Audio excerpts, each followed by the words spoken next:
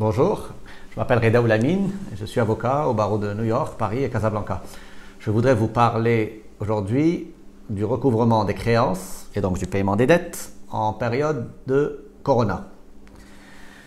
Alors, ce qu'il faut savoir, c'est que si déjà en temps normal, il est difficile de récupérer une créance, ça va l'être à mon sens encore plus pendant la période de Covid.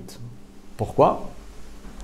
Parce que on s'expose à quelques facteurs supplémentaires, tels une indulgence probablement raisonnable et justifiée de la part des tribunaux vis-à-vis des mauvais payeurs, d'avoir une indulgence en cas de bonne foi, bien sûr, du créancier.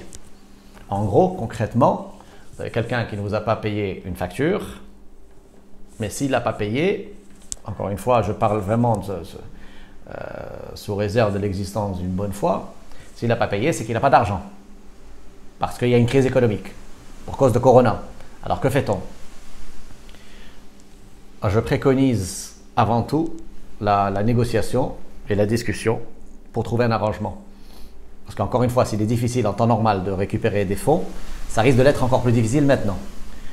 Et quand bien même décrocherait-on un jugement contre notre débiteur, il faudra l'exécuter par la suite. Et donc il y a le problème de la solvabilité, ou plutôt de l'insolvabilité du débiteur.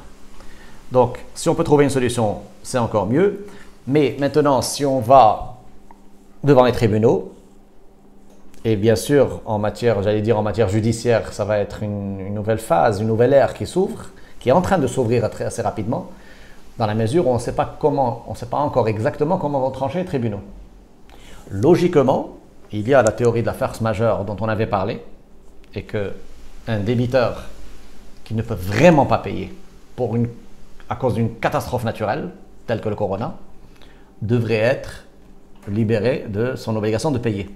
Cela dit, moi j'invite les juges, j'invite la justice à bien vérifier tout cela, parce qu'il y a également de l'autre côté les débiteurs de mauvaise foi qui vont prétexter le Corona pour ne pas payer. Pour ne pas payer tout simplement.